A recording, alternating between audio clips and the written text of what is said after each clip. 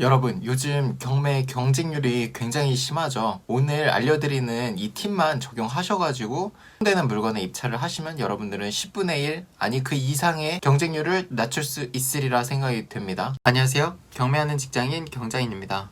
자, 오늘 영상에서는 가장 임차인에 대해서 살펴볼 건데요. 가장 임차인이라 하는 것은 실제로 임차인이 아니지만 대항력을 유지하는 임차인인 척하면서 낙찰자에게 어떤 권리를 행사하는 것입니다. 자, 그러면 반대로 우리 입장에서는 이 임차인이 가짜라는 것을 증명한다면 오히려 기회가 될 수 있겠죠. 왜냐면 경매 물건 검색을 했을 때 대항력 있는 임차인이 떠 있는 것만 보시고 바로 스킵하는 분들이 많을 테니까 경쟁률이 월등히 낮아지겠죠. 그러면 오히려 좋은 가격에 입찰을 할 수가 있을 겁니다. 경쟁률이 더 낮아지기 때문이죠. 자, 그럼 가장 임차인을 설정하는 이유에 대해서 말씀을 드려볼게요. 자, 어떤 이유가 있을까요? 첫 번째 가장 큰 이유는 낙찰자의 낙찰을 막기 위해서입니다. 방금 말씀드린 것처럼 이게 가짜라는 판단이 서지 않으면 쉽게 입찰을 하기가 어렵겠죠. 왜냐면 그거를 입증하지 못하면 돈을 물어줘야 될 수도 있으니까. 자, 두 번째 이유는 가짜 임대차 계약서로 대항력을 유지하고 낙찰자에게 그 인수되는 보증금을 요구하는 것입니다.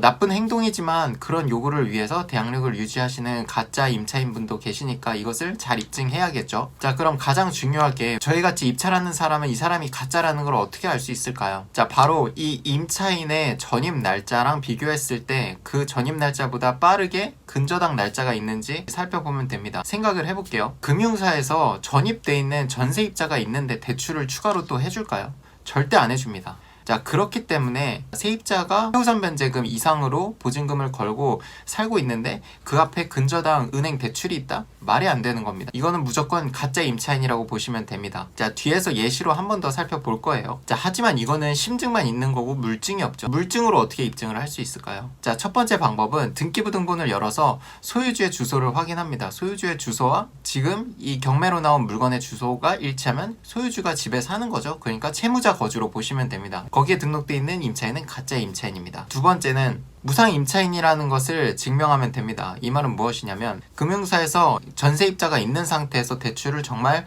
해줬다면 반드시 받아야 되는 게 있습니다. 바로 무상임차 계약서입니다. 무상임차 계약서가 있는지 존재하는지 확인하려면 그 대출을 실행해준 대출 담당자를 찾으면 되는데 어떻게 찾냐? 바로 근저당을 설정한 어떤 은행의 어떤 지점인지를 찾으면 그 지점에 전화를 해서 대출 담당자한테 문의를 해볼 수가 있겠죠. 그래서 이런 물건이 경매로 나와가지고 문의드리는데 이 대출 해줄 때 지금 전세입자가 있는 상태에서 대출을 해주셨는데 혹시 무상임차 계약서라든지 뭐 그런 거 받으신 거 있냐라는 식으로 단서를 얻을 수가 있습니다. 자, 하지만 이 가장임차인이 위험한 거는 정말 임차인일 수도 있기 때문인데요. 어떤 경우에 진짜 임차인에 해당될 수 있는지에 대해서 살펴보면, 자, 첫 번째는 월세를 생각하시면 됩니다. 월세입자의 최우선 변제금 안에 있는 보증금을 걸고 사시는 분들 같은 경우에는 근저당이 설정돼 있을지라도 진짜 임차인일 확률이 굉장히 높습니다. 두 번째는 당연한 얘기지만 전세입자 앞뒤로 근저당이 전혀 없다라면 이거는 진짜 임차인입니다. 자, 세 번째가 굉장히 중요한데 이 근저당 금액을 보셔야 됩니다. 근저당 금액이 주택 가격의 한 20%밖에 안 된다라고 하면은 전세입자가 들어올 수 있겠죠. 왜냐면 이 물건이 경매로 넘어가더라도 나머지 80%의 만큼의 배당을 받을 수 있는 기회가 있기 때문에 전세입자가 있을지라도 후순위 대출을 했을 수도 있고, 후순위 대출이라고 많이 들어보셨죠? 그게 이겁니다. 전세입자가 들어와 있는 상태이지만 대출을 해주는 거예요. 단 대출액이 크지는 않겠죠. 20에서 30, 최대 30%까지 대출을 추가로 받을 수가 있습니다. 이게 바로 후순위 대출이고, 이 가장임차인을 판별하는 데 있어서 대출 금액이 이렇게 20%, 30%밖에 안 된다라고 하면은 근저당이 설정돼 있을지라도 이 임차인이 정말 임차인일 수도 있습니다. 그렇기 때문에 가격도 한번 살펴봐야 되는 거고요. 단 근저당에 한해서 말씀을 드린 거고, 압류라든지 가압류 같은 경우에는 대항력 여부와 상관없이 앞뒤로 설정될 수 있는 권리이기 때문에 이 부분은 참고로 알아두시면 좋을 것 같습니다. 자, 요약을 해드리겠습니다. 자, 대항력 있는 임차인 중에서 가장 임차인이라고 의심할 수 있는 근거는 전세입자가 있는 상태에서 후순위로 근저당이 설정됐다던가 하는 경우에 의심을 해볼 수가 있습니다. 왜냐면 아까 말씀드린 대로 은행에서는 절대 전세입자가 들어와 있는 상태에서는 대출 실행을 안 해주기 때문이죠. 그렇기 때문에 의심을 해볼 수가 있고요. 그럼에도 진짜 임차인일 거라는 생각을 할 수 있는 근거는 소액 임차인일 경우 주로 월세죠. 월세 보증금은 2천에서 3천 맥시멈 거기까지고요. 그리고 전세입자 앞뒤로 근저당이 아예 없거나, 그리고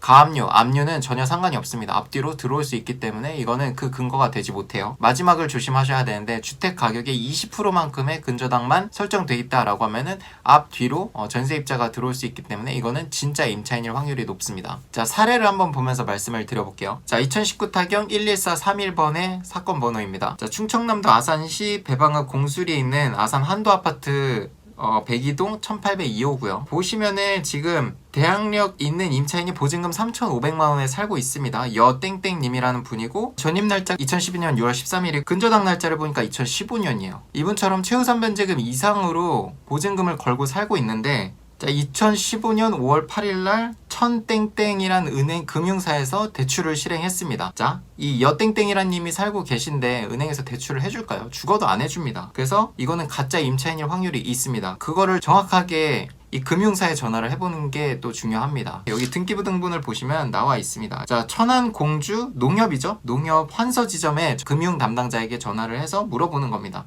이거 지금 대출을 실행해주기 전에 세입자가 살고 있었는데 이걸 알고 해줬냐? 아니면 무상임차 계약서를 받았냐? 라는 식으로 물어볼 수도 있고요. 아니면 저희가 근거를 찾아볼 수도 있겠죠. 등기부 등본을 보니까 소유자의 주소지를 한번 볼게요. 소유자의 주소지를 보니까 배방읍 모산로 한도 아파트 같은 아파트인데 호수가 다릅니다. 자, 경매 물건이 102도 802호인데 지금 이분은 1401호에 살고 계세요. 그러니까 1층 아래에 살고 계시는 거죠. 현황조사서를 열어서 점유자를 보니까 여운덕님이에요. 느낌이 오시나요? 여운성님이 소유자고 여운덕님이 임차인이에요. 제 느낌에는 이거는 가족관계입니다. 딸이 될 수도 있고 누가 될 수도 있겠지만 어쨌든 가족 관계일 확률이 높겠죠. 여운이라는 이름을 같이 쓰고 있으니까. 그래서 이분은 무상임차인이라는 합리적인 의심을 할 수가 있는 겁니다. 자, 이렇게 금융사에도 전화를 해보시고 여러 가지 근거 자료를 얻으신 다음에 이분한테 가서 얘기를 하는 거죠. 처음부터 물어보면 안 되겠죠. 처음부터 당신은 가짜 임차인이라는 걸 알고 왔다라는 식으로 먼저 던지는 겁니다. 왜냐면 이 서류가 가짜고 이 가짜 서류를 근거로 허위 보증금을 받아내게 되면 이게 법적 처벌도 받을 수가 있기 때문에 이걸 가지고 끝까지 가기는 쉽지 않습니다. 그래서 그런 식으로 여러분들이 입증을 하셔가지고 훨씬 더 낮은 경쟁률로 좋은 가격으로 낙찰을 받으시고 가셔서 이걸 입증하면은 뭐 물어주는 보증금 없이 이분을 명도시킨 후에 여러분들이 새로운 임차인을 받아서 수익을 발생시킬 수가 있겠죠. 자, 여기까지 이제 오늘 가장 임차인에 대해서 말씀을 드려봤고 어쨌든 우리가 입증을 해야 되는 것이기 때문에 사실은 쉽지는 않겠지만 제가 추구하는 거는 여러분들이 처음 하신다라고 하면은 이런 물건을 하게 되면 좀 까다로울 수가 있어요. 하지만 불가능한 건 아니고 이런 모험을 즐기실 수 있는 분은 이런 물건을 하면 더 큰 수익을 만들 수가 있다는 거를 보여드리고 싶어서 이렇게 설명과 그리고 예시 자료도 가져와 봤습니다. 그래서 추가적으로 남들이 보지 않는 물건을 여러분들이 보게 되면 더 좋은 기회가 열릴 수도 있다는 것도 말씀을 드리고 싶었어요. 앞으로도 유익한 영상 그리고 부동산 경매에 관련해서 좋은 내용으로 만들어 볼 테니까 여러분들 구독과 좋아요, 알림 설정 부탁드리고 긴 영상 봐주셔서 감사드립니다. 감사합니다.